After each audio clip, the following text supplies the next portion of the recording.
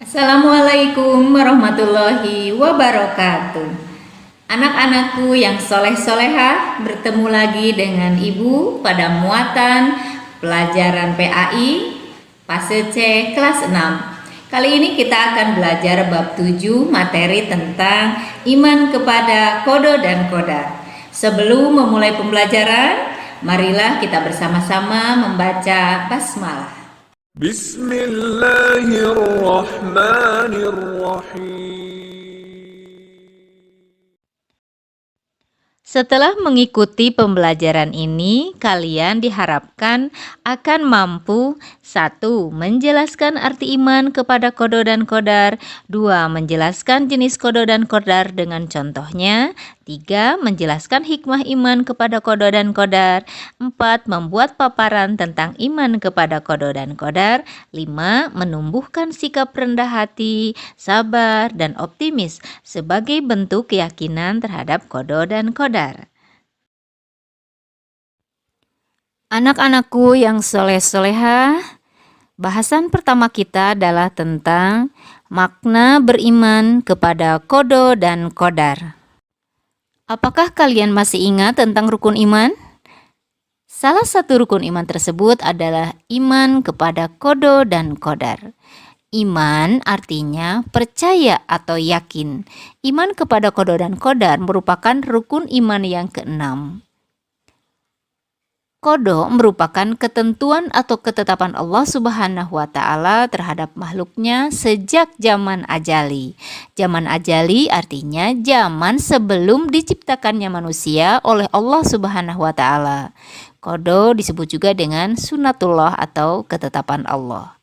Sedangkan kodar merupakan perwujudan dari kodo atau ketetapan Allah Subhanahu wa Ta'ala yang telah terjadi pada makhluk dalam kadar tertentu sesuai dengan kehendaknya. Beriman kepada kodo dan kodar berarti meyakini dengan sesungguhnya bahwa apapun yang terjadi di alam semesta ini adalah atas kehendak dan ketetapan Allah Subhanahu wa Ta'ala. Dan inilah yang disebut dengan takdir. Tahukah kalian bahwa segala sesuatu yang terjadi pada diri kita, keluarga kita, dan alam semesta berupa kenikmatan ataupun musibah, semuanya tidak terlepas dari pengetahuan dan kehendak Allah Subhanahu wa Ta'ala. Sebagaimana firman Allah Subhanahu wa Ta'ala dalam Quran Surat Al-Hadid ayat 22 berikut. A'udzu billahi minasyaitonir rajim. Bismillahirrahmanirrahim. Ma asaba min musibatin fil ardi wala fi anfusikum illa fi kitabim min qabli an nabra'aha inna dzalika 'ala Allahi yasir. Artinya, setiap bencana yang menimpa di bumi dan yang menimpa dirimu sendiri semuanya telah tertulis dalam kitab Lauhul Mahfuz sebelum kami mewujudkannya. Sungguh yang demikian itu mudah bagi Allah. Beriman kepada kodo dan kodar berarti meyakini dengan sesungguhnya bahwa apapun yang terjadi di alam semesta ini adalah atas kehendak dan ketetapan Allah Subhanahu wa Ta'ala. Dan inilah yang disebut dengan takdir.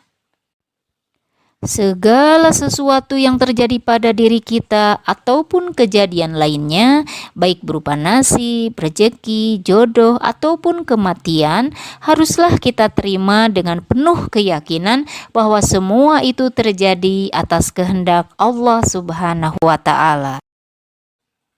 Bagaimana anak-anakku yang soleh-soleha? Masih semangat?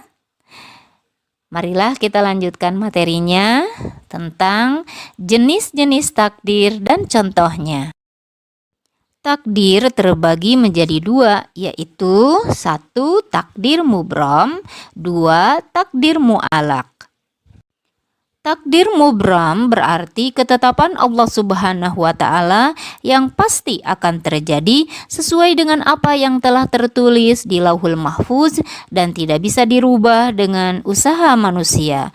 Sedangkan takdir mu'alaq merupakan ketetapan Allah Subhanahu wa Ta'ala yang masih tergantung dengan ikhtiar atau usaha dan doa manusia. Contoh takdir mubram yang pasti akan terjadi dan tidak bisa dirubah dengan usaha manusia antara lain kematian atau ajal. Setiap manusia telah ditetapkan dan ditentukan batas usianya oleh Allah Subhanahu wa Ta'ala. Namun, ajal merupakan sesuatu hal yang menjadi rahasia Allah Subhanahu wa Ta'ala, serta tidak ada seorang pun yang mengetahuinya. Hal ini telah dijelaskan oleh Allah Subhanahu wa Ta'ala di dalam Quran surat Al-A'raf ayat 34. Bismillahirrahmanirrahim.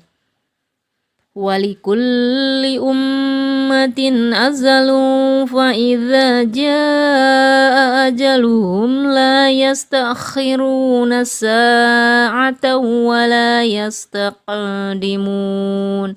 Artinya, dan setiap umat mempunyai ajal atau batas waktu. Apabila ajalnya tiba, mereka tidak dapat meminta penundaan atau percepatan sesaat pun.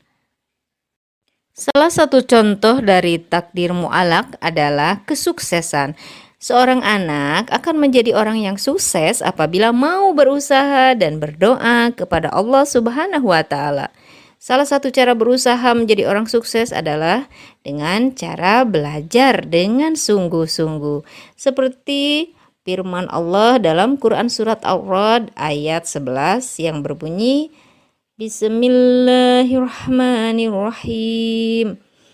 Innallaha la yughayyiru ma biqaumin hatta yughayyiru ma bi anfusihim. Artinya, sesungguhnya Allah tidak akan mengubah keadaan suatu kaum sebelum mereka mengubah keadaan diri mereka sendiri. Baiklah anak-anakku yang soleh-soleha, kita lanjutkan materinya kepada sikap terhadap takdir Allah Subhanahu wa Ta'ala. Bagaimana sikap kita terhadap keyakinan kepada qada dan qadar atau takdir Allah Subhanahu wa Ta'ala? Nah, sikap yang harus kita tunjukkan sebagai bentuk keyakinan kepada takdir Allah Subhanahu wa Ta'ala adalah sebagai berikut. Yang pertama adalah ikhtiar. Apa itu ikhtiar? Ikhtiar berarti berusaha dengan sungguh-sungguh. Selanjutnya, yang kedua adalah doa. Allah memerintahkan kita untuk selalu berdoa. Doa merupakan permohonan kepada Allah Subhanahu wa Ta'ala. Yang ketiga adalah tawakal.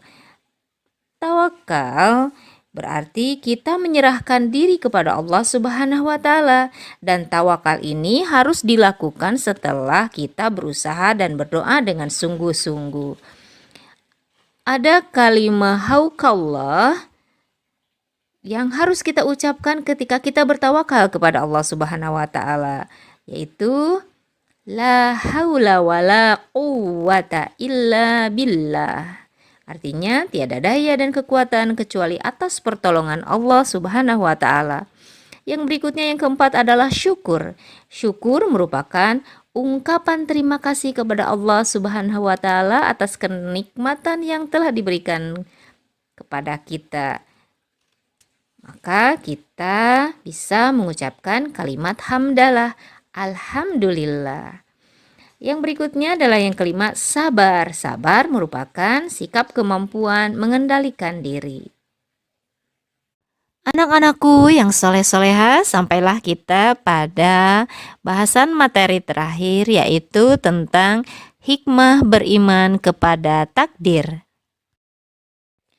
Banyak sekali hikmah dari keyakinan terhadap qada dan qadar atau takdir Allah Subhanahu wa Ta'ala yang bisa diambil dan dilaksanakan dalam kehidupan sehari-hari.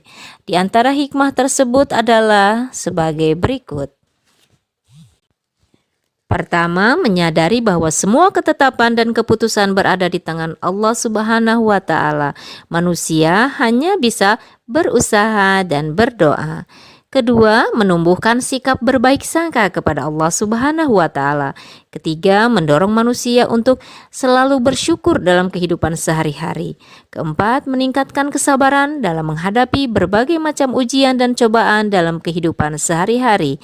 Kelima, mendorong manusia untuk dekat kepada Allah Subhanahu wa Ta'ala melalui doa.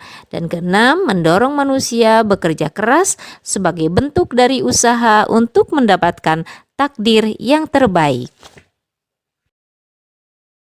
Anak-anakku yang soleh-soleha, alhamdulillah materi pada bab 7 tentang indahnya ketetapan Allah sudah selesai. Mudah-mudahan kita bisa bertemu pada materi yang lainnya. Wassalamualaikum warahmatullahi wabarakatuh.